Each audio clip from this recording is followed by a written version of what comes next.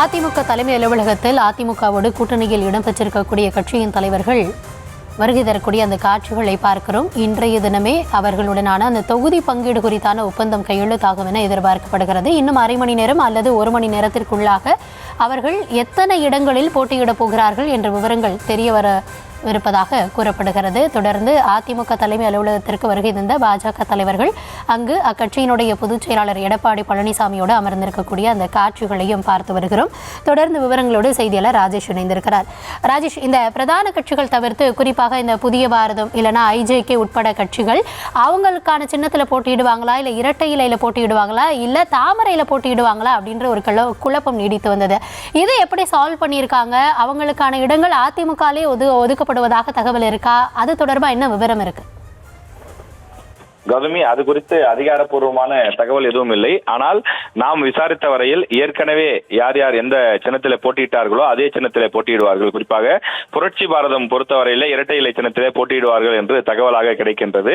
அதே போல ஏசி சண்முகம் உள்ளிட்டோர் கடந்த முறை தாமரை சின்னத்திலே போட்டியிட்ட நிலையில் தற்போதும் அவர்கள் அந்த என்டிஏ கூட்டணியிலே நீடிக்கிறார்கள். ஒரு சிலருக்கு மட்டும் பாஜக சீட்டுக்களை ஒதுக்கும் என்று தெரிவிக்கப்பட்டிருந்த நிலையில அவர்களுக்கு தாமரை சின்னத்திலே கொடுத்து தாமரை சின்னத்திலே அவர்களை போட்டியிட வைப்பதற்கான முயற்சிகள் நடைபெற்று வருவதாகவும் சொல்லப்படுகின்றது. இந்த சூழ்நிலையில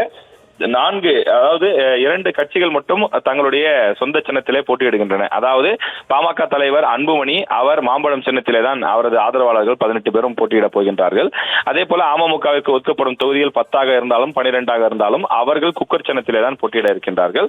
அதே போல அதிமுக தலைமையிடம் நேரடியாக நட்பு வைத்திருக்கக்கூடிய, அதிமுகவுடன் நீண்ட நாட்கள் கூட்டணியில் இருக்கக்கூடிய புரட்சி பாரதம் போன்ற கட்சிகள் இரட்டை இலை சின்னத்திலே அவர்கள் போட்டியிடுவார்கள். தாமரை சின்னத்திலே போட்டியிடுவதற்கு சில கட்சிகளுக்கு பேச்சுவார்த்தை நடைபெறுகின்றது. அதை யார் யார் ஏற்பார்கள், யார் யார் அந்த சின்னத்திலே போட்டியிடுவார்கள் என்பதை நாம் பொறுத்திருந்தான் பார்க்க வேண்டும். அவர்களுக்கு ஒதுக்கப்படக்கூடிய தொகுதிகளுடைய எண்ணிக்கை மற்றும் எந்தெந்த தொகுதிகள் ஒதுக்கப்படுகிறது என்பதை பொறுத்துதான் அவர்கள் அந்த சின்னத்தை தேர்வு செய்வார்கள். காரணம், ஒவ்வொரு கட்சிக்கும் ஒவ்வொரு பகுதிகளில் செல்வாக்கு உண்டு. குறிப்பாக கொங்கு பகுதிகளில் தமிழ்நாட்டில் மற்ற பகுதிகளை காட்டிலும் கூடுதலாக இரட்டை இலை சின்னத்திற்கு செல்வாக்கு உண்டு. அதே போல தாமரை சின்னத்தை பொறுத்தவரையிலும் கொங்கு மண்டலத்திலும் அதே போல ஒரு சில குறிப்பிட்ட தொகுதிகளிலும் தாமரை சின்னத்திற்கென்று கூடுதலான வாக்கு வங்கி இருக்கிறது. எனவே அவர்களுக்கு கிடைக்கக்கூடிய தொகுதியின் அடிப்படையில் அந்த சின்னத்தை தேர்வு செய்வார்கள். அந்த சின்னம் அவர்களுக்கு கூடுதல் பலமாக அமையும் என்று எதிர்பார்க்கப்படுகின்றது.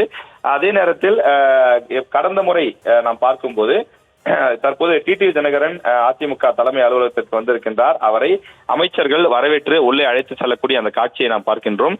குறிப்பாக முன்னாள் அமைச்சர் SP வேலுமணி வாயிற்படிக்கே வந்து, அதாவது அதிமுக தலைமை அலுவலகத்தினுடைய அந்த நுழைவாயிலுக்கு வெளியிலேயே வந்து டிடிவி தினகரனை அவர் சிரித்த முகத்தோடு அவர் பூங்கொத்து கொடுத்து அழைத்து செல்லக்கூடிய அந்த காட்சியை நம்மால் ஒருபுறம் பார்க்க முடிகின்றது.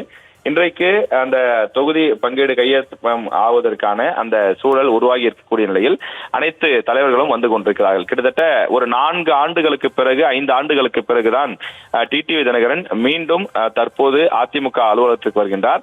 2017 காலகட்டத்திலே, அதாவது எடப்பாடி பழனிசாமி அவர்கள் முதலமைச்சராக ஆன பிறகு, சசிகலா அவர்கள் சிறைக்கு சென்ற பிறகு அவர் அதிமுகவினுடைய துணை பொதுச் செயலாளராக அறிவிக்கப்பட்டார். அப்போது சில கூட்டங்களை கூட நடத்தி கொண்டிருந்தார். அப்போது அடிக்கடி அவர் அதிமுகவினுடைய தலைமை அலுவலகத்திற்கு வந்து கொண்டிருந்தார். ஆனால் அதன் பிறகு அவர் கட்சியிலிருந்து நீக்கப்பட்டார். அதன் பிறகு டிடிவி தினகரன் அதிமுக தலைமை அலுவலகத்திற்கு வரவில்லை. எனவே கிட்டத்தட்ட ஒரு 8 ஆண்டுகளுக்கு பிறகு மீண்டும் டிடிவி தினகரன் அதிமுக தலைமை அலுவலகத்திற்கு வந்திருக்கின்றார். அதிமுகவிலிருந்து பிரிந்து சென்றவர்கள் தான் பெரும்பான்மையானோர் தற்போது அம்மா மக்கள் முன்னேற்ற கழகத்தில் இருக்கக்கூடிய நிலையில் டிடிவி தினகரனோடு சேர்ந்து சில முக்கியமான நிர்வாகிகளும் கூட மீண்டும் அதிமுக தலைமை அலுவலகத்திற்கு வந்திருப்பதை பார்க்க முடிகின்றது. அவர்கள் மீண்டும் தங்களுடைய தாய் கட்சியான அதிமுக அலுவலகத்திற்கு வந்திருப்பதை அவர்கள் ஒரு உணர்வோடு உள்ளே வருவதையும் அங்க இருக்கக்கூடிய மற்ற நண்பர்களோடும் அவர்கள் பேசிக்கொண்டும் இருக்கின்றார்கள். அது ஒரு புறம் இருக்கக்கூடிய நிலையில உள்ளே வரக்கூடிய தலைவர்களை ஒவ்வொருவராக அழைத்து சென்று உள்ளே அவர்களை உபசரித்து உள்ளே பேசிக் கொண்டிருக்கிறார்கள். அவர்கள் புதிதாக பேசி முடிவெடுக்க வேண்டியது எதுவும் கிடையாது. நான் முன்பே குறிப்பிட்டது போல அவர்களுக்கு எத்தனை தொகுதிகள் என்பது ஏற்கனவே முடிவு செய்யப்பட்டு அதற்கு 100% சம்மதம் தெரிவித்துதான் அவர்கள் கையொப்பமிடுவதற்காகத்தான் இங்கே வந்திருக்கின்றார்கள். 2021 சட்டமன்ற தேர்தலை பொறுத்தவரையில அதிமுக அதாவது இரட்டை இலை சின்னத்திலே 179 தொகுதிகளிலே போட்டியிட்டது. அதே போல பாட்டாளி மக்கள் கட்சிக்கு கடந்த 2021 23 தொகுதிகள் ஒதுக்கப்பட்டது. பிஜேபிக்கு 20 தொகுதிகள் கொடுக்கப்பட்டது. அதிலே பாட்டாளி மக்கள் கட்சிக்கு தற்போது 5 தொகுதிகள் குறைந்திருக்கிறது. அதாவது 23 தொகுதிகளிலிருந்து 18 தொகுதிகள் கொடுக்கப்படும் என்ற நிலையில 5 தொகுதிகள் குறைந்திருக்கிறது. ஆனால் அவர்களுக்கு கூடுதலாக ராஜ்யசபா சீட்டு கிடைத்திருக்கிறது என்பதும் ஒரு முக்கிய விஷயமாக பார்க்கப்படுகிறது. 2021 அந்த +1 என்பதெல்லாம் கிடையாது. ஆனால் 2026 +1 அதாவது 18+1 என்பது பாமகவிற்கு அது அவர்கள் தரப்புக்கு சற்று பலம் வாய்ந்த விஷயமாக அவர்கள் தரப்பில் பார்க்கிறார்கள்.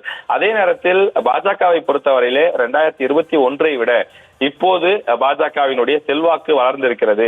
பல தொகுதிகளில் பல மாவட்டங்களில் பாஜகவினுடைய செல்வாக்கு கூடியிருக்கிறது என்று அந்த கட்சி தலைமை தொடர்ந்து தெரிவித்து வருகிறது. எனவே அந்த அடிப்படையிலே அவர்கள் கூடுதலான சீட்டுகளை கேட்டு நிற்கிறார்கள். மிக குறிப்பாக சொல்ல வேண்டுமானால் காங்கிரஸ் கட்சியை விட அதிகமான எண்ணிக்கையில நிற்க வேண்டும் என்ற அடிப்படையிலே அவர்கள் அதிகமான எண்ணிக்கையிலே நிற்பதற்கான அந்த முயற்சியிலே தொடர்ந்து ஈடுபட்டுக் கொண்டிருக்கிறார்கள். தொடர்ந்து பல்வேறு மாவட்டங்களிலே பாஜக சார்பில் போட்டியிடுவதற்கு ஏராளமான நிர்வாகிகள் தொடர்ந்து அக்கட்சியினுடைய தலைமைக்கு அழுத்தம் கொடுத்து வரக்கூடிய சூழ்நிலையில் இன்று அவர்களுக்கு எத்தனை சீட்டுகள் கிடைக்கிறது என்ற விவரங்கள் நமக்கு முழுமையாக தெரிய வரும்.